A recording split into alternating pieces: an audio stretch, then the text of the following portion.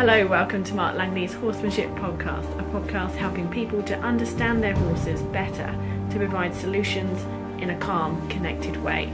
I'm Jenny Barnes. And I'm Mark Langley. Today's topic is going to help you understand more about something that presents itself in all horses in a variety of ways: anxiety. Stay with us as we cover some specific examples of how anxiety is affecting horses. We'll draw on Mark's expertise to give you answers on how to help these horses. It's a fascinating subject. I think you'll enjoy this session.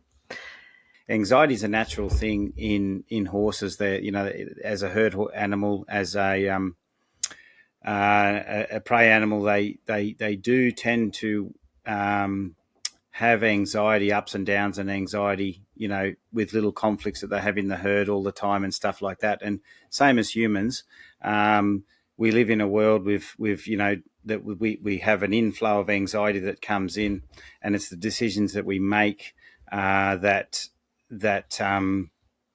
help let go of that anxiety and stop it from building up. So a simple scenario is, I'm feeling very hot. The anxiety starts to build up. I might go in the shade and have a cold, maybe put a cold towel on my head or something like that.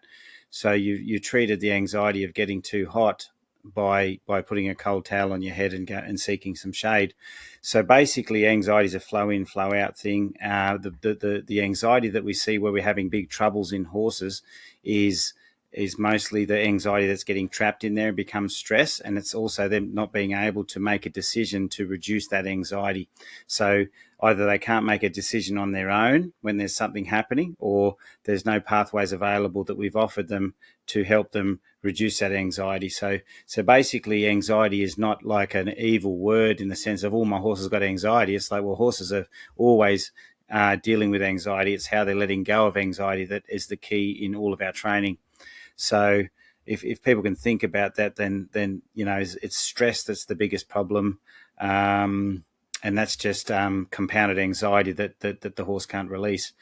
Mark, the first question comes from Les, and he has a really cool dude, a warm blood gelding who goes trail riding, and he floats to go trail riding absolutely fine, but after a 2-hour ride, it takes 2 hours to get back on the float. Can you shed some light onto why this might be happening? Yeah, it's actually quite a common thing. I see it when I do workshops, and I hear the same story over, from people going to a show one day or going on same thing, trail ride and that sort of stuff. And then the horse gets hard, to load on the way home. I'm erring on the side of, I think the reason, and I think this is the most common reason, that horses don't load in a float when you've finished whatever you're doing at another destination. So basically at home, your horse's stress levels are a lot lower. They're comfortable. They're not on as much alert. And some horses may seem like they're very comfortable and quiet out on trail rides, but they might be one of those horses that internalize a little bit, and you don't kind of notice the anxiety in the sort of quiet horse that's just poking along with its head down versus the horse that's got its eyes on sticks and sort of, looking at everything and looking a bit more frantic. So, one looks like it's really, really stressed, but the other one is kind of internalizing. So sometimes they look quite quiet, but still their level of stress is still possibly quite high for them. So what I'm thinking is when you go to load your horse at home, its caution levels and awareness levels and all that are a lot lower, so it can deal with the worry of a float. So the float is obviously still a place that the horse is not comfortable in, but when it's not so worried, it can go in there going, I feel safe enough to go in there, though I don't like it. When your horse is at a destination after a trail ride, then its awareness is heightened, and there's a lot of other things it has to think about. There's a certain level of stress and possibly mistrust in it.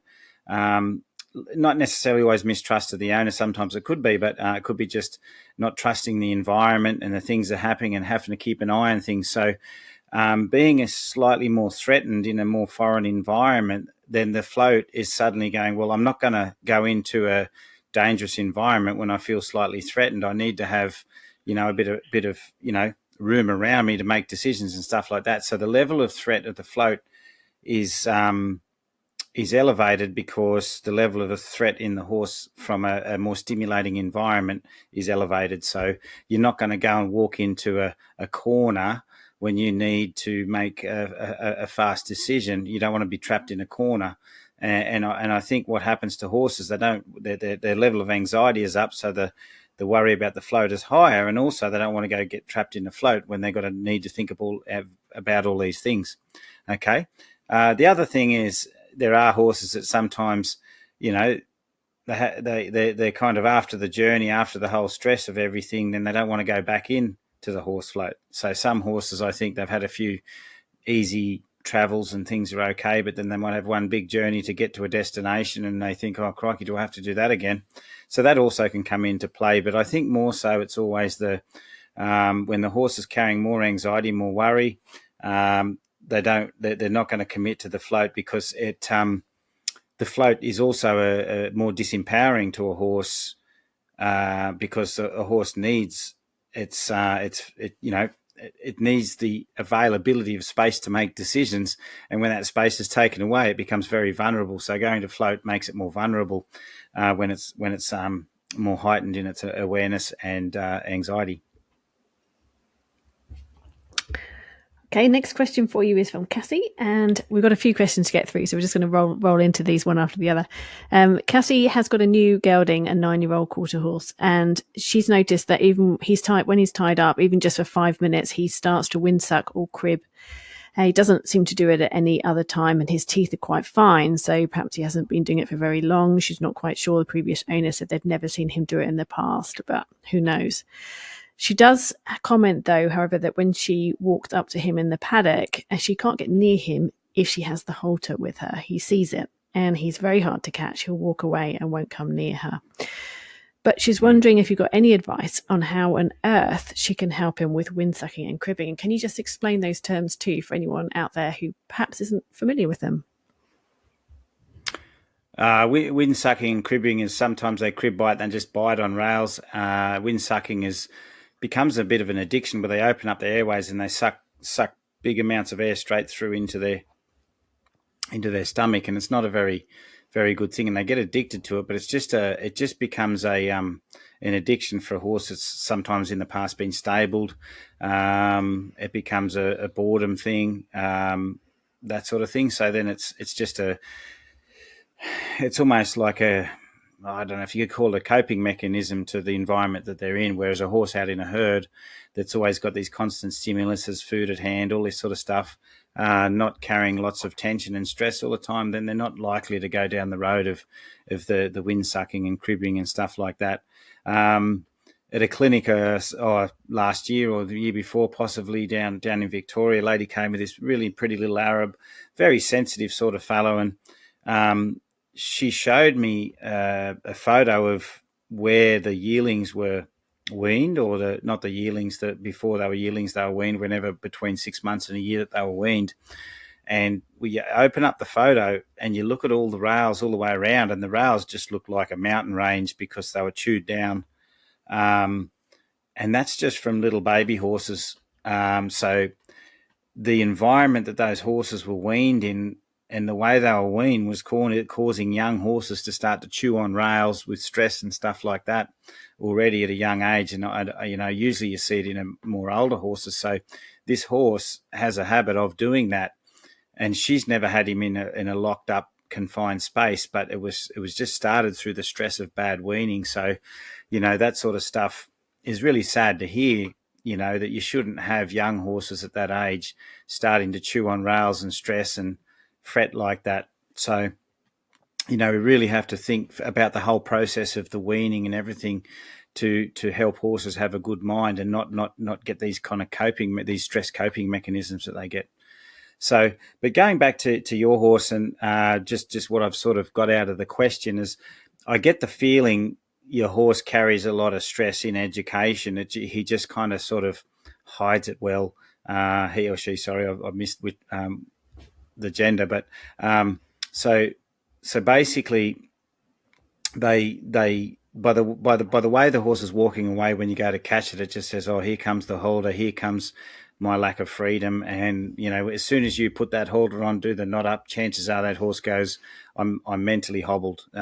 So like at a lot of clinics, I'll sort of say to someone, "Well, let's take the hobble off your horse," and they say, "What do you mean?" I said, "Well, I'll just take that holder off," and you'll see some horses, they'll stand there like nothing, and they'll just stand like frozen, and you walk away and they do nothing, and then all of a sudden they'll kind of look around and go, nothing's happening, and then they just take off, and then all of a sudden they're pacing the fence frantic, and you haven't done anything, you've just walked away and given them freedom, and they just, so that just tells the person how much stress is in that horse and what it will end up doing if you give it the freedom. So that's all bottled up in them, and they become obedient. And that's why I think, when you tie your horse up, there's that bottled up stress of a learned helplessness, obedience in it, that's going back to cribbing or windsucking, chewing the rails, stuff like that. So it's just the horse is standing obedient. It can't make any decisions for itself, so it's just kind of starting to chew when it's tied up.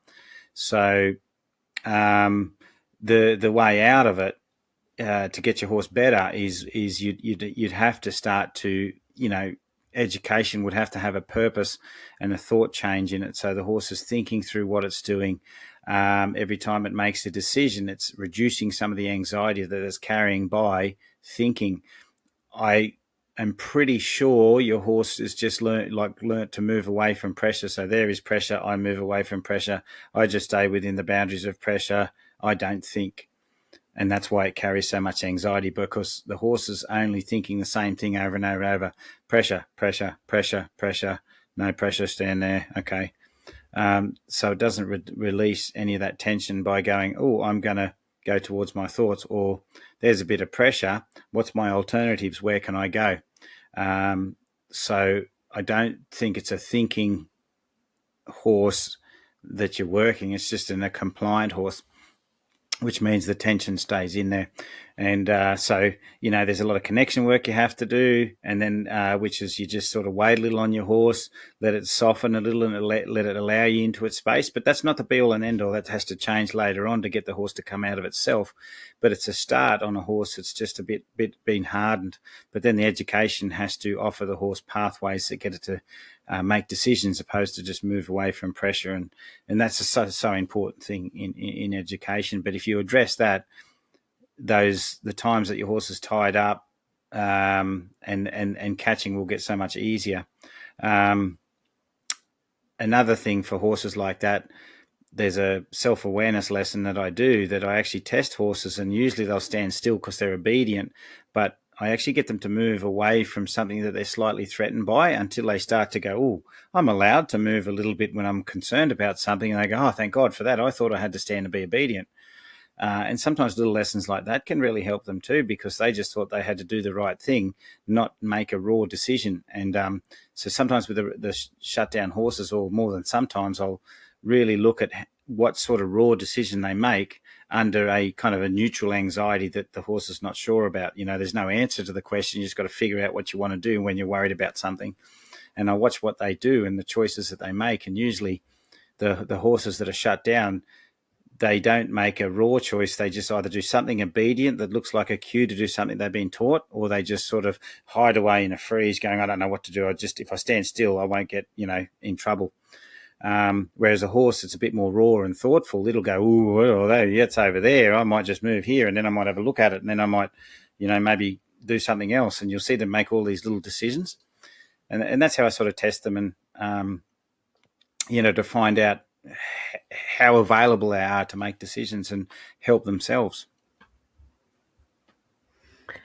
So with the windsucking, though, is there anything that when he starts to do it, what should she do at that point? Because it's not something you want to encourage.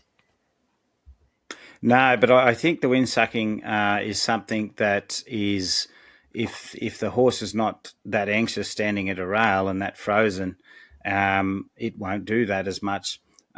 So there's a reason why it's standing at the rail windsucking, and that's because it's standing there probably suffering from some sort of separation anxiety, but it's not one of those horses that's going to speak up and start pawing the ground and, bouncing backwards and forwards, is just going to suddenly windsuck or something like that. And that'll be its coping mechanism, because somewhere in the past that has been its coping mechanism. After everything else failed, then it just goes, I'm just going to suck on a rail and, do that instead, or chew on a rail. If they've windsucked, they've probably tried other things first, and then it reverted to that. So they might have paced a stable for a while, and then one horse, there might be two brothers, and one horse in a stable became a weaver, the other one became a windsucker, depending on what they chose to do. But the one that became the weaver was pacing from corner to corner to corner to corner till it just started to go weave, weave, weave, weave, weave, weave. The other one paced, got frantic, and then it started chewing the rail. So once upon a time, the horse would have probably pawed the ground. It might have done all sorts of things, and then eventually got to just sucking on a rail because maybe it was tied up for hours on end till it finally just become helpless. Yeah. So I guess what I'm trying to say is, I think you get a horse to lead properly, follow a feel, show how empowered it is through a lead rope and soft with a lead rope. You get better connection with it, get it educated a lot better, so it's thinking through situations. And then as you are working, you might just hang the rope over a rail, go and pick up a saddle blanket, do something else over there, make a cup of tea, come back. You only make a cup of tea not far from your horse, but you come back and then you go and do something else to your horse. And then the horse starts to learn to be quiet with the lead and soft, and then it doesn't carry all that anxiety, so it doesn't go to that coping mechanism of being a helpless horse, because it's not helpless anymore.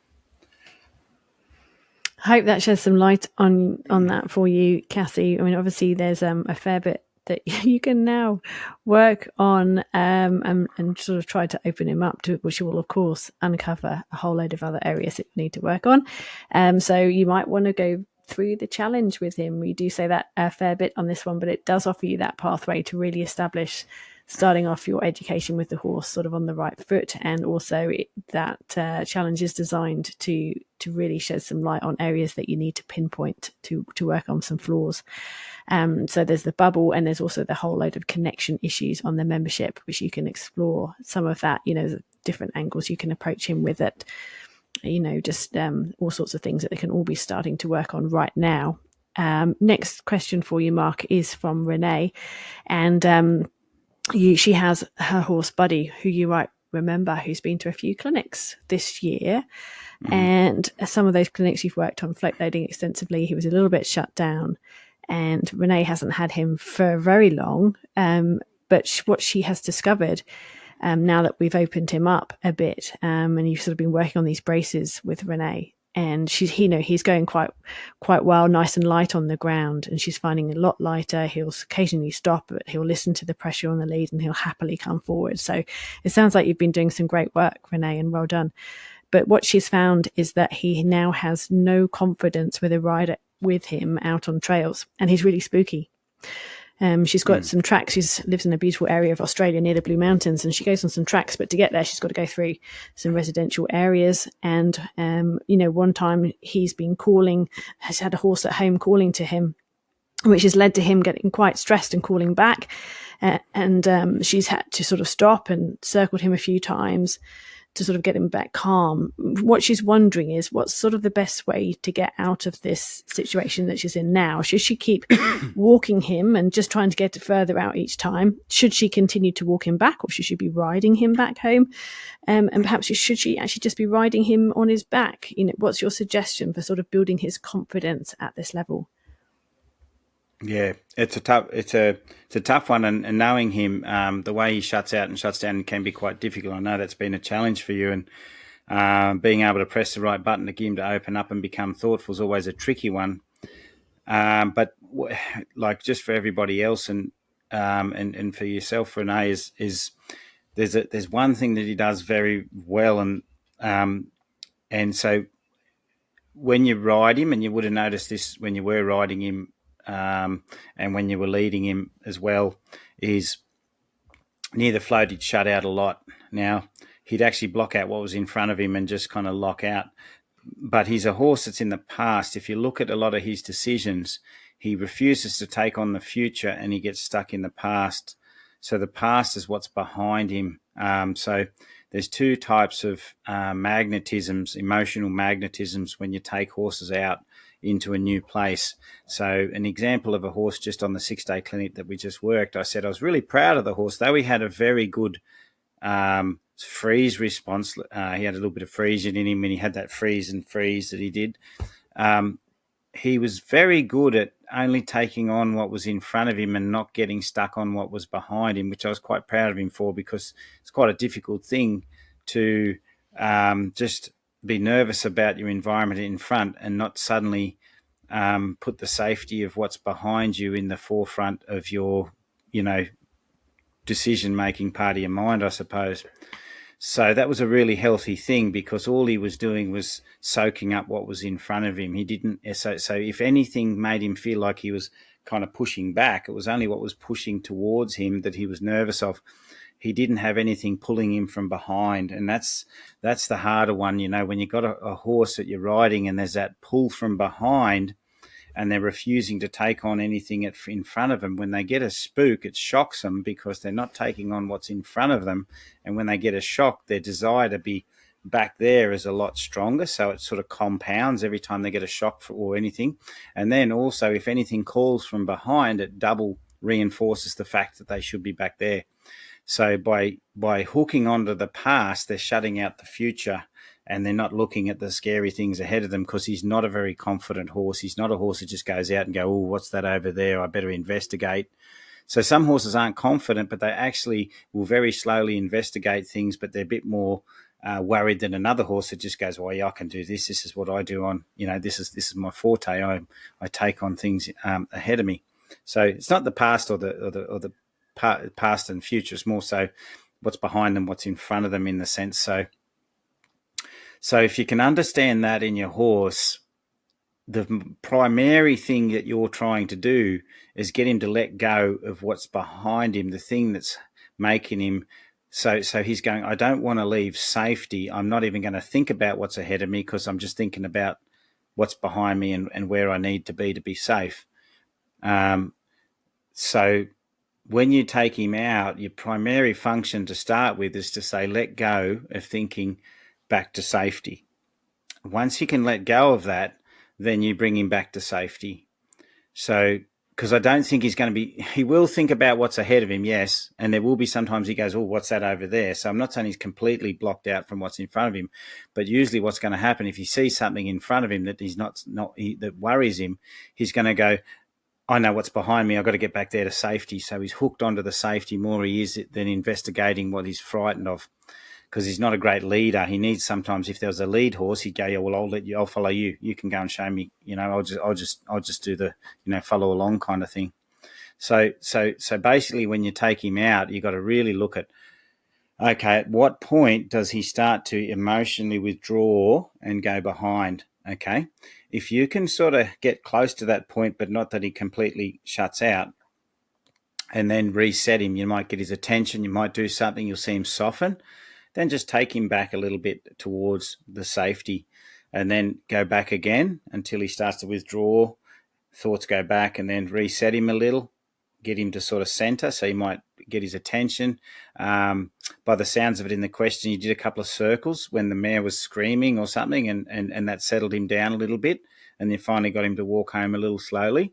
But I think with him, because he doesn't have a lot of confidence, you have to be careful of overwhelming him with the future, okay, with what's ahead of him. So he gets so worried you can't help him. So you might have to do it in increments where you go out before he kind of gets too worried. You might reset him, stop for a little bit, do something with him to get his attention, bring him back, and then bring him back out again until you can take him further and further and out, reset him. So basically, when he gets overwhelmed, whether it be by backward thought or something that's worrying him in front of him, firstly, you have to reset him a little, because that forward thought that what's in front of him might very quickly turn into a backward thought, and he goes, there's something dangerous, safety's not here. So the connection he has with you and what you're asking him has to be strong, so safety is around you, not necessarily behind him. So before I get too far, I've also got to say to you, he's got to be soft with you, he's got to be able to sniff on you, he's got to feel comfortable with you, all those things. So then when you do reset him, there's a place in beside you, around you, that he's going to be comfortable. So you can do that leading for a while and just see how well and how far he can go without kind of tapping out. And then you're basically doing the same thing under saddle. You're reprogramming that horse. And though he's been ridden a lot in the past, he's been kicked and shoved and kicked and shoved and kicked and shoved and bottled it all up. So now that he's opening up, I think the whole time he's never really had to lead out and think about things. He's just bottled it up and moved away from pressure, and eventually got to a stage that, he was basically shutting down and hard to shift at all. So, slowly but surely he's going to get his confidence and think about the things ahead of him. But it's going to take him a while to get confidence with people, confidence with the pressure and the questions we're asking. But primarily, you got him to let go of what's behind him that's stopping him from thinking about what's ahead of him and soaking it up. If he's going forwards, not really soaking up what's ahead of him, and he's still got his mind backwards, then things out there will shock him, and then out there will seem even more dangerous because he hasn't been soaking it up properly as he's been going. So going back to the horses that aren't thinking backwards, they're soaking up everything that's in front of them and assessing and making that place safe as they go by thinking about it and working out, just by like observing and, be like us walking along. I can't see any enemies out there. Yep, I think we're safe to go from here to 100 meters over there without getting shot at. So, we'll keep progressing. But the person who's just thinking about their comfy bed back at home and how silly it is to be out here, they're not observing everything. They're just thinking about that. And that's the same as the horses. So if something happens, the horse gets more frightened, more drawn back to safety. So by letting go of the past, he's going to be really thinking about and soaking up what's ahead of him. And he's going to make his own assessment of if it's safe or not, whilst he's got your help. So you're helping him through it. All right, good luck with that one, Renee, and I'm sure you might have another question for us as you progress with him. Mark, the next question is from Julie, and it's about an old horse and a young horse. So she has a new horse, this young guy, 2-year-old Ford Gelding, who's, she says, a really odd mix of stressy reactiveness and calm. So when she first got him, there were horses around her, he was put in a paddock, and the other horses ended up sort of getting quite excited about it. They were galloping, there was screaming going on, and he just didn't react at all. He was quite happy just to ignore everything else that was going around him and eat his hay. Julie put this new young horse in a paddock with an older horse, and it's just an old Percheron, and they get on fairly well. But she's now, days have passed, and she's finding it's very hard for her to go anywhere near her old horse. So the young guy is interfering with her getting close to him, and she thinks trying to drive him away, sort of keep him away from her. So if she has someone else that can catch the young horse, she can get to the old horse. I don't know their names, so I'm just using these terms. So I hope you're following this one. But as soon as she takes her attention off the older horse, then the younger one is, he sort of relaxes and he goes back to whatever he was doing. But as soon as her attention goes on the old horse, he's back to getting fizzy with energy, running in circles, and sort of even doing things like bucking. She does say that he does have a slightly quirky behaviour as well. She calls it a displacement behaviour. He seems to do a very sort of odd, abrupt roll, which she thinks is an attempt at self-soothing. So she's just wondering if you can shed some light on why he might be having this sort of quite deliberate reaction when she is trying to catch her old horse. If you get any suggestions as well to help. Yeah, well, when I read the question to have a bit of a think about it, it sort of got me thinking, and there's a whole lot of things that could be the answer, but I'm going to sort of, I guess, go to the one that's in the forefront of my mind to sort of think about what's happening. So you don't really know a lot of his past, and you don't know, if he's been fairly shut down in a pretty ordinary environment and he's kind of bottled up, and there's mixed emotions, mixed people have been working him in ways that have made him a bit troubled, and what life experience has he had, and then he got his own hormonal things and his emotions and stuff. So basically, he's getting to know himself a bit out there with your horse, and he's doing certain things that seem right for him. And one of those things, maybe he's kind of enjoying the company of that other horse, and he doesn't want that disrupted. So he's kind of managing him almost like you see a stallion would herd mares or herd together to say, stay together, and then one horse might lead off, and the stallion there might be sort of making sure they stay together. And if any other horses or any other threats come nearby, that they'll sort of make sure that they're not allowed into that comfortable sanctuary of that herd or near the stallion's mares or whatever the reason could be. Because it's not about a stallion protecting mares. It could be another horse just you're saying get out, a mare saying get out, I don't want you here because this is our comfortable sanctuary and I like it and I like the way it is. And it's a natural herd instinct. If you did that, what he's doing, you would see a horse do in a normal herd situation if another horse carrying trouble comes in to a space. They kind of want to protect that space, and that's why there's a lot of troubled horses that aren't allowed into herds because they're going to threaten that I guess unique thing that herd has got going, and horses are ruthless, lovely animals, but I think if a human did what humans do, and in the past there's been lots of bad things humans have done, but more and more I think we're getting more ethical. But if we were just like horses, sometimes we'd say, oh, you're a bit troubled, I'm just going to leave you out there and not even worry about you. But we see a troubled person and go, oh, well, let's help them because there's reasons why they're troubled or something like that.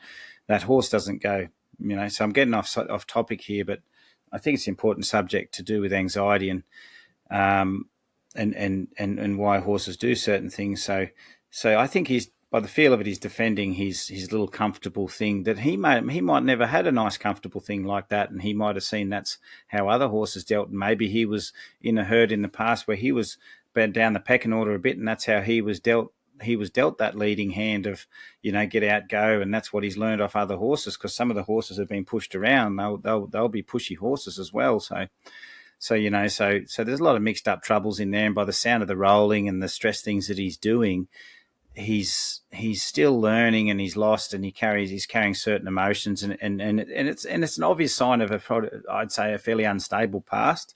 Maybe been to that home, been in a stable there, been with a herd that he wasn't accepted. Who knows? But anyway, it's just like a person that's had a bit of an unstable past, but he's still doing a horse thing, which is, go away.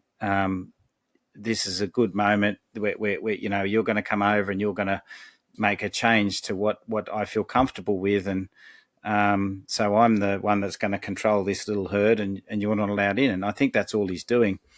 The interesting thing I found in the question is why he's not letting you in versus someone else. So that's interesting, because it's like, well, maybe he would, because some horses just associate all people. So say, for instance, people have trained him, but he's never been a soft horse. He's been like just, obedient and carrying tension. And well, any person that comes in is going to go, oh, here comes the human. Here comes the provider of tension and lack of clarity. Quick, mate, go away, human, get away from our herd. But he's choosing the humans, which he lets in and doesn't let in. So that's interesting. So there must be something in there of a lack of clarity or a lack of sureness in your decisions, or something that he's kind of protecting, whether it's an insecurity in you that he says, I don't want that insecurity near me, whether it's something that's happened between you and him, a fright that he's had with you. I don't know. I don't want to be critical of you, because it could be just something simple. It could be just nothing. It could be just a choice he's made. It could be other people come in and they have a very abrupt way, and he remembers, oh, that's right, there's the scary person. I won't have it over them.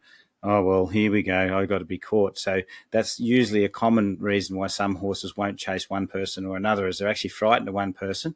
But you might be a good listener and you're kind of quiet and kind around him, and he says, oh, well, I might be able to push you around because you're a bit softer than these other people, or you don't have that kind of, strong bully-like, way of walking or whatever. So, because some horses that have been pacified by other people and frightened by other people, they can actually be aggressive to a very quiet, kind person, purely because they wanted to do it to the other person, but they never had the guts, and they were so frightened because they're like, oh, I'm frightened of that person. And they're just like a horse in the pecking order. It's not going to fight that horse, but it'll go and pick on that horse over there and look like a real monster. So, but it goes and picks on the horse that's kind of, easy to pick on because it's taken out all that anxiety and that it gets from the horse that's picked on it and takes it over to a softer horse, much like bullies or people being bullied do in a schoolyard. Sometimes they take that out on one of their softer friends all the time. So you may also be that friend that's walking in saying, hey, I'm quiet and I'm soft. And he goes, well, I can push you around. And actually, I don't want a human to come into our herd. But another human scares him enough to make him not think he can push. That could be it too. So it can either mean he trusts someone else more because there's something in you that he's not sure about, or it could be he sees a certain weakness that he can push into you, but the other person is frightened of it. Either one of those could be the cause why he's choosing the person who he chases. But either way, I believe it's him protecting his comfortable little thing because he's got something that he likes and he's going to protect it like a horse would their herd, or a stallion, pushes away other horses and keeps their herd together or something like that. And that's what he's going to do. And I think that's why he's doing it. Okay, gosh, it's really fascinating to hear that answer. So thanks. I wasn't expecting that at all, but it makes sense as soon as you said it. So that's good. All right, the final question for today is from Carla. And Carla just wanted to, first of all, let you know to thank you for how much you've helped her this year. She's been blown away by the results. She's been sending through quite a few questions on the Q&A. Mark was able to help her as well in Germany this year. So she's really made some great progress and really appreciates what you've done. Her question, though, is regarding two mares that she's now working with that have moved on to her farm property from a single box stall. And she's got a different setup. So they're in a new setup with, I'm not quite sure what this is, a 2-earth stall where they have more rows behind them. And so there's a bit of a herd-like feeling. So I guess there's separation somewhere in paddock setups and stalls. Anyway, the two mares are extremely clingy. When she can sort of take one horse out at a time and work with them, and that's fine. She can help them through that separation anxiety. But the one left behind is an absolute tizzy fit. They lose it, galloping up and down and calling out. What ideas have you got for the one that's left behind? Will they settle in eventually? Yeah, so there's a graded exposure, but I'm not going to even sort of I'll delve into it at the end of this answer. But the first thing I'd actually do is don't worry about separating them. If you can, and I think you can work out your sort of training environment that you could do this. Like it looks like in the videos that I've done with online videos with you that I've seen in the background, there's an arena that's fenced off. Even if there's a round yard, whatever, bring the two horses out, let one off lead, just work with one, then catch the other one, work with the other. Do two horses at once, educate them with all the sort of principles and the things that I've been trying to sort of teach you, like, do you trust me? Are you connected with me? Can you let go of a thought? Can you follow a feel? Are you soft in the lead? Can you stand quietly when I just relax the lead? Can you stand further away at a distance, 10 meters on a 10-meter lead? Things like that. Get the horses so they can operate, be centered, comfortable in the decisions that they make around people, because there's all these other things in the past that are going to be like creating anxiety in the horse. And so basically by building good education on your horse, you're building good self-confidence, because the way we're educating, or the way I'm trying to encourage people to educate, is to get a horse to make good decisions, not only all the time when we're around it, but also when it's on its own. So the coping mechanisms and the thoughtfulness that we're teaching in training filters out into their to the time that they're away from us.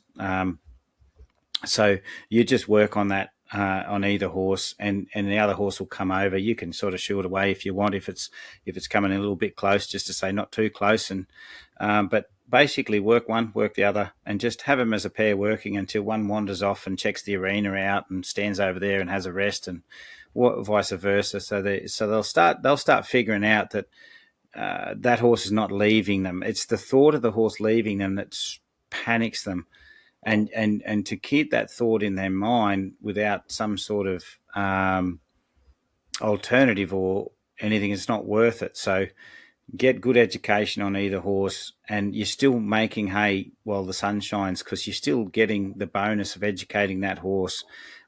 You're probably going to have a better educated horse, because those 1st so many weeks of educating them when they're kind of a bit close, you're getting more done because the horse is not, you're not have to dealing with separation anxiety with one screaming and one running and the other one thinking about that and stuff like that. So you possibly be able to get a bit more done.